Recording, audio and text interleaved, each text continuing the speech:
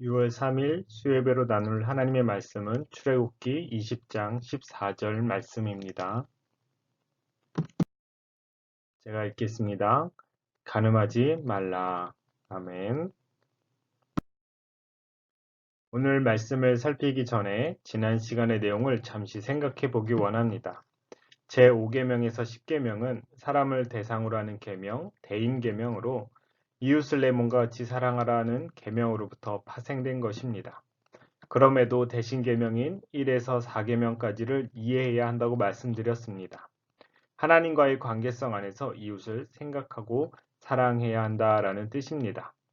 그래서 제5계명은 내 부모를 공경하라인데 모든 권위의 근거가 하나님이심을 알고 하나님께서 세우신 권위자들을 공경하되 하나님의 뜻 안에서 순종해야 한다라는 것이었습니다. 제6계명 살인하지 말라는 하나님께서 생명의 주인이심을 알고 모든 생명을 지키고 보호하라는 것이었습니다. 이제 오늘 제7계명 간음하지 말라에 대해서 함께 살펴보길 원합니다. 간음이라는 것은 합법적인 결혼을 통해 부부가 된 자들 상호 간의 성관계를 벗어난 모든 불법적 성접촉을 총괄하는 행위를 가리킵니다. 그런데 이와 관련한 한 형법이 우리나라에서 2015년 6월 26일 생긴 지 62년 만에 폐지되었습니다. 바로 간통죄입니다. 폐지 전에는 2년 이하의 징역에 처하는 중범죄였습니다.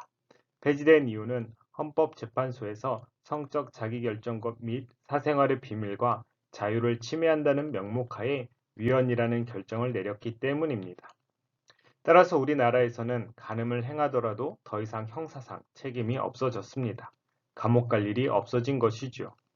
그래도 다행인 것은 형법으로 간통죄가 폐지되었어도 민법에서는 여전히 외도에 대해서 책임을 물고 있습니다. 그 수준은 수천만 원 정도의 위자료이긴 하지만 하나님께서 정하신 창조 질서와 한 가정을 파괴하는 행위에 대해서 아직까지는 사회가 관용을 베풀지 않고 있어 다행이기는 합니다. 그렇다면 하나님께서 정하신 창조 질서는 무엇입니까? 창세기 1장 27절에 이렇게 말씀합니다. 하나님이 자기 형상 곧 하나님의 형상대로 사람을 창조하시되 남자와 여자를 창조하시고 창세기 2장 21절에서 24절은 이렇게 또한 말씀합니다.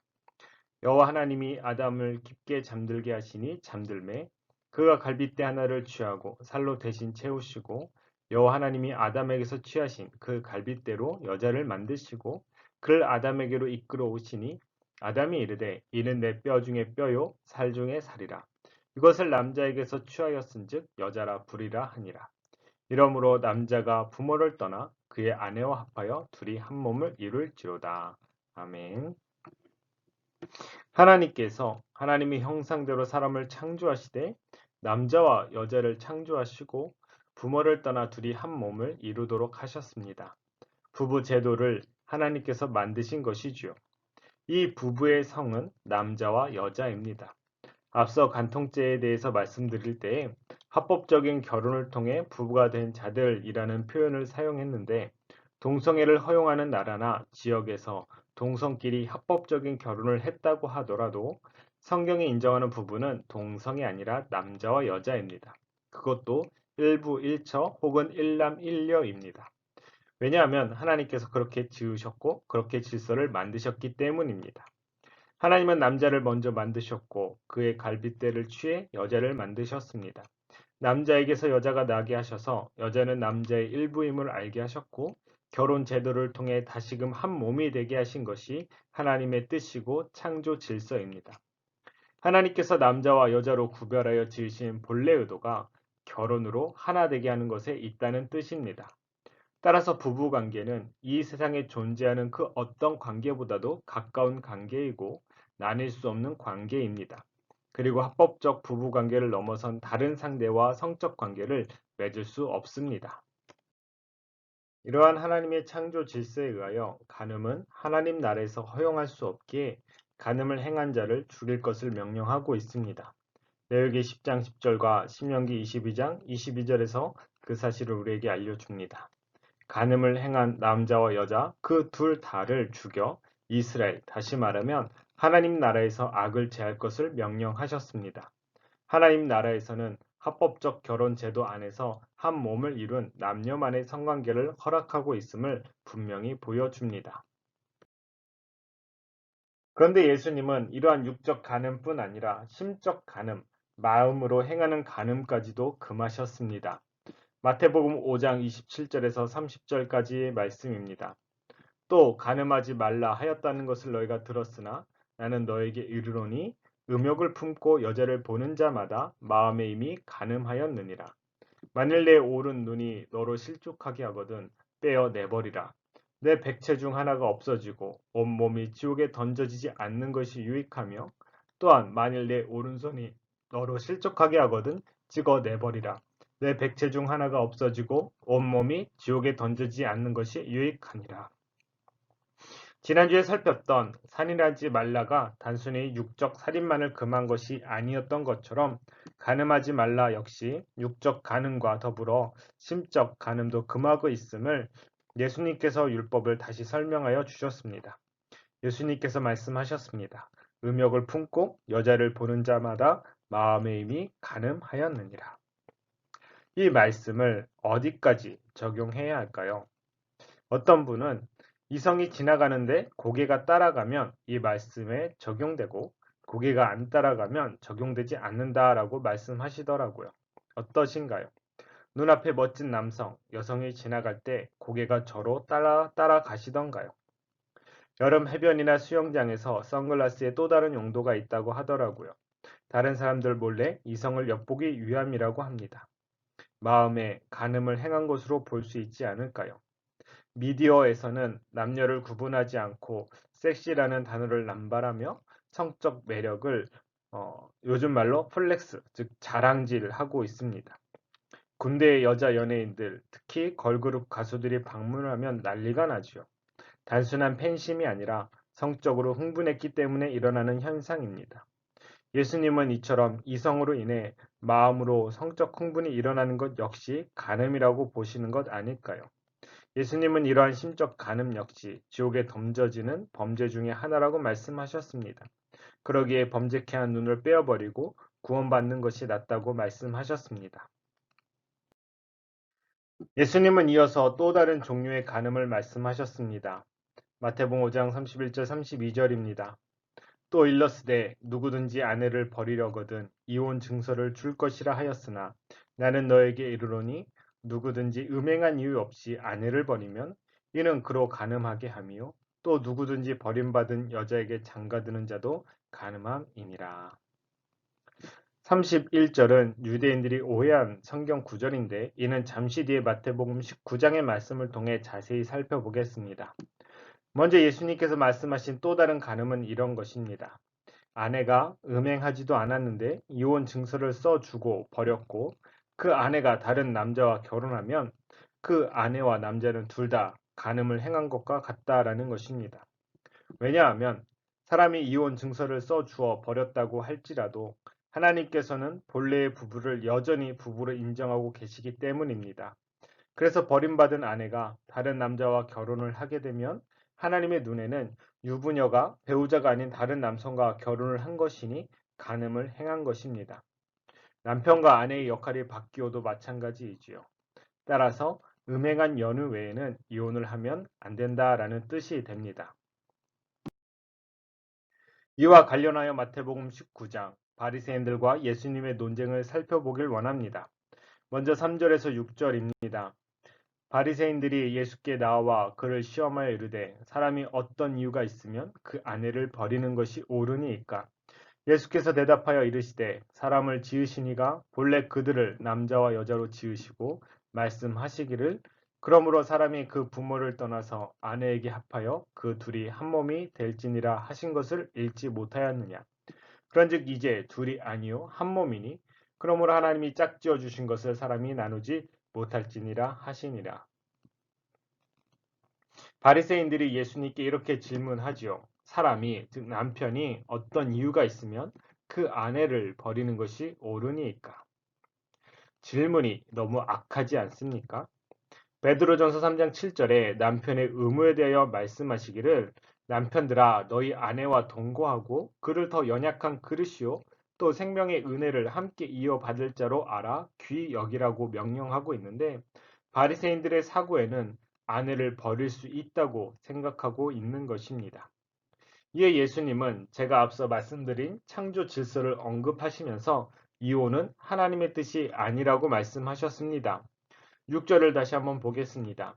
그런즉 이제 둘이 아니요 한 몸이니 그러므로 하나님이 짝지어 주신 것을 사람이 나누지 못할지니라 하시니.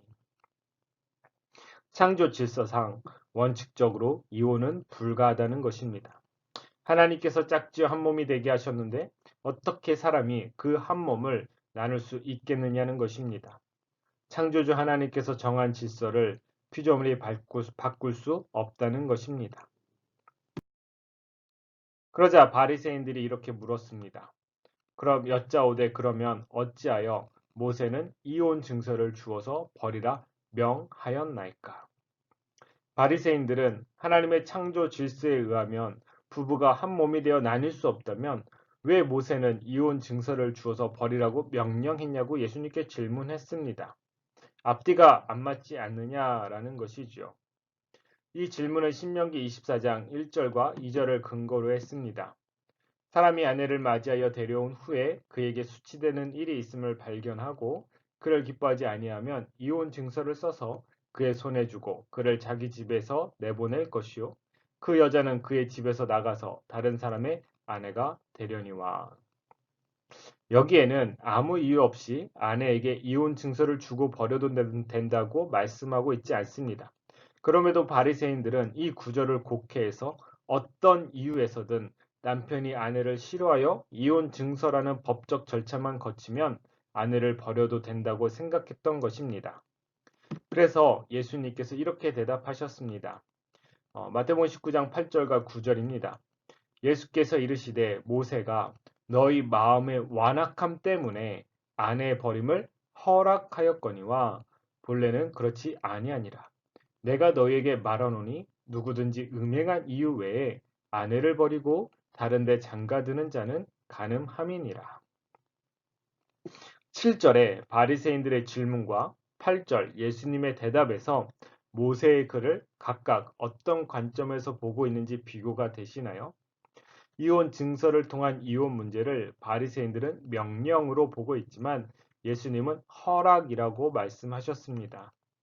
이혼 증서가 원래 하나님께서 정하신 창조 질서에 속한 것이 아닌 왜곡되고 타락한 세상에서 하나님께서 비정상적인 세상을 염두에 두고 허용하신 일이라는 뜻입니다. 다시 말하면 음행이라는 연고라 할지라도 적극적으로 이혼을 장려하라는 것이 아니라는 뜻입니다. 그렇다면 바리새인들의 생각, 음행이라는 이유도 없이 이혼 증서라는 절차만 지켜 아내를 버리려고 하는 것은 말도 되지 않음을 예수님께서 지적하고자 하신 것입니다. 그러나 음행한 배우자를 용서하고 사랑하는 것은 둘째치고 같이 사는 것조차 쉬운 일은 아닙니다. 한 몸이라고 생각하고 믿고 의지하고 사랑했던 배우자가 내가 아닌 다른 사람을 사랑하고 관계를 맺는다면 누가 참을 수 있을까요? 아마 대부분은 성경에서 음행한 배우자와의 이혼을 허락하는 것처럼 이혼을 생각하고 실천할 것입니다. 그러나 신자는 한 번 더 생각해야 합니다. 하나님의 용서와 사랑, 그리고 원수까지 사랑하라 하신 말씀입니다. 제가 제5계명부터 시작한 대인계명에서 매번 말씀드렸던 것이 원수 사랑이었습니다.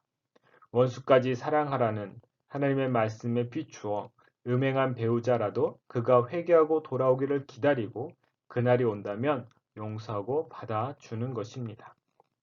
이 일이 매우 어렵죠. 제게도 이 말씀은 매우 어렵습니다. 과연 이 말씀대로 할 수 있을 것인가? 제 예수님의 제자들도 동일한 고민을 했습니다. 그래서 이렇게 질문했습니다. 이렇게 말했습니다. 제자들이 이르되 만일 사람이 아내에게 이같이 할진대 장가들지 않는 것이 좋겠나이다. 배우자의 음행을 비롯한 갖가지 실수와 허물을 덮고 용서하고 사랑해야 한다면 차라리 혼자 사는 것이 낫겠다라는 솔직한 심정을 밝힌 것입니다. 우리의 마음을 대변하고 있지 않습니까? 그러나 예수님은 대답하시기를 결혼하지 않고 혼자 살 사람은 정해져 있다고 하셨습니다. 바꿔 말하면 대부분의 사람은 결혼하여 사는 것이 하나님의 뜻이라는 것입니다. 그러니 서로 용서하고 허물을 덮고 사랑하며 살라라는 것입니다. 그렇다면 하나님께서 원하시는 부부관계는 어떤 모습일까요? 첫째는 서로 돕는 배필이 되는 것입니다. 하나님께서 남자를 먼저 만드시고 여자를 만드시기 전에 이렇게 말씀하셨습니다. 창세기 2장 18절입니다. 여호와 하나님이 이르시되 사람이 혼자 사는 것이 좋지 아니하니 내가 그를 위하여 돕는 배필을 지리라 하시니라. 여기서 돕는 배필이란 하나님의 창조 질서, 뜻을 받들어 섬기는 일을 돕기 위한 배우자를 가리킵니다. 웨스트민스터 소유리 문답 제1문답을 인용하여 말씀드리면 사람의 제일 되는 목적은 하나님을 영화롭게 하고 영원토록 하나님을 즐거워하는 것인데 이 목적을 부부가 공유하고 이루기 위하여 서로 돕는 자가 되는 것입니다. 하나님께서 원하시는 부부관계의 둘째 모습은 경건한 자손을 양육하는 것입니다. 창세기 1장 28절에 하나님이 그들에게 이르시되 생육하고 번성하여 땅에 충만하라 땅을 정복하라 모든 생물을 다스리라 하시니라 라고 말씀하셨습니다. 따라서 하나님께서 자녀를 안 주시는 경우를 제외하고는 많은 자녀를 낳아야 합니다. 우리나라는 출산율이 매우 낮지요. 그래서 출산 장려 정책을 발표하면 여성들은 자신들이 무슨 출산 공장이냐 하며 반발합니다. 물론 잘못된 정책, 배려가 없는 정책이기 때문입니다. 사실 출산은 여성들만의 문제가 아니라 부부의 문제이고 사회적 문제이기도 합니다. 그럼에도 신자는 국가 정책에 의해서 출산 계획을 세우는 것이 아니라 하나님의 창조 질서, 하나님의 뜻하신 바에 따라 출산 계획을 세울 필요가 있습니다. 부부가 하나님의 뜻을 구하고 하나님의 도움을 구하며 하나님을 의지하여 출산 계획을 세우는 것입니다. 그래서 하나님께서 원하시는 경건한 자손을 양육해야 합니다. 말라기 2장 14절에 15절 이렇게 말씀합니다. 너희는 이르기를 어찌 됨이니까 하는도다. 이는 너와 내가 어려서 맞이한 아내 사이에 여호와께서 증인이 되시기 때문이라. 그는 내 짝이요 너와 서약한 아내로 돼 내가 그에게 거짓을 행하였도다. 그에게는 영이 충만하였으나 오직 하나를 만들지 아니하셨느냐. 어찌하여 하나만 만드셨느냐. 이는 경건한 자손을 얻고자 하심이라. 그러므로 내 심령을 삼가 지켜 어려서 맞이한 아내에게 거짓을 행하지 말지니라. 이스라엘은 하나님께서 짝지어 주신 아내를 학대하고 버리는 일이 있었습니다. 그래서 하나님은 그들의 제사를 받지 않으셨는데 이스라엘은 자신들의 잘못은 생각지도 않고 하나님께 따질 때 하나님께서 하신 말씀입니다. 그런데 이 구절들은 해석하기가 조금 어려운데 의역하면 이렇습니다. 하나님께서 짝지어 주셨고 증인이 되셨는데 너희는 왜 아내에게 거짓을 행하느냐? 하나님께서 너희 부부를 오직 하나로 만들지 않았느냐? 그 이유가 무엇이겠는가? 하나님의 자손, 경건한 자손을 얻고자 함이 아니냐? 아내를 사랑하여 부부된 도리를 다하라라는 것입니다. 하나님께서 원하시는 것은 단순히 많은 수의 자녀가 아닙니다. 그들이 하나님의 자손, 경건한 자손이 되기를 원하시는 것입니다. 부부는 하나님의 창조 질서, 뜻을 받들어 섬기는 일을 돕는 관계인데 그 안에 많은 자녀를 낳는 것뿐만 아니라 그들로 하나님의 자손, 경건한 자손으로 자라도록 양육해야 하는 책임이 있는 것입니다. 오늘날 많은 신자들이 자녀의 신앙 교육을 교회에 전적으로 맡기는 경우가 있는데 자녀의 신앙 교육의 1차적 책임은 부모에게 있는 것입니다. 코로나19로 가정에서의 신앙 교육이 중요해진 이 시점에 기도하며 자녀를 교육할 수 있는 가정이 되어가기를 바랍니다.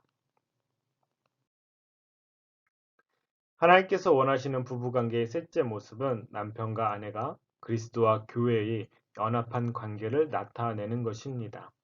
에베소 5장 22절에서 33절은 아내와 남편의 의무를 기록하고 그리스도와 교회에 대해서 말씀하고 있습니다. 아내들이여 자기 남편에게 복종하기를 죽게 하듯 하라.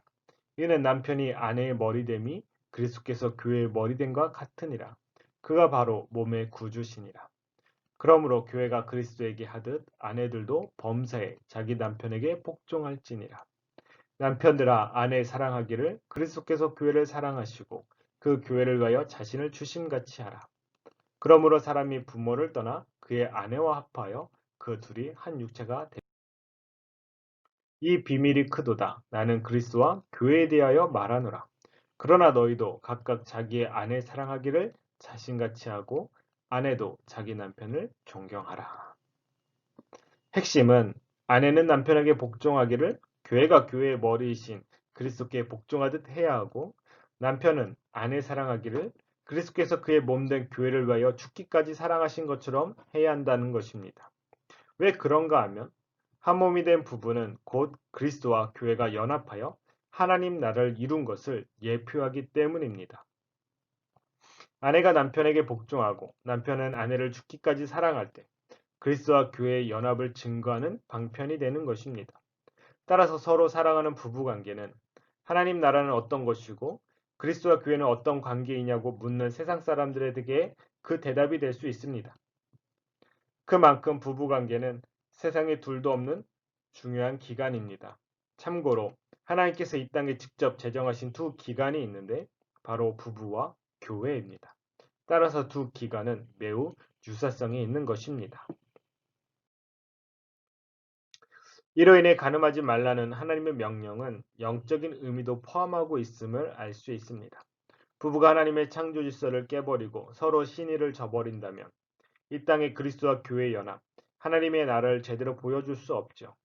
하나님께서는 그리스도의 십자가로 우리를 향한 사랑을 보이셨는데 우리가 하나님이 아닌 다른 대상을 사랑한다면 이 역시 간음, 영적 간음인 것입니다.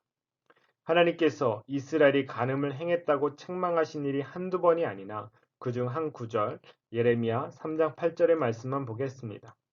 내게 배역한 이스라엘이 간음을 행하였으므로 내가 그를 내쫓고 그에게 이혼서까지 주었으되 그의 반역한 자매 유다가 두려워하지 아니하고 자기도 가서 행음함을 내가 보았노라. 하나님께서 영적 간음, 우상 숭배한 북이스라엘을 이방 민족을 통해 멸하고 포로로 끌려가게 하셨습니다. 그런데 이를 지켜본 남유다도 여전히 행음, 우상 숭배했습니다. 이처럼 이스라엘은 역사 내내 영적 간음, 우상 숭배를 빈번히 해왔습니다.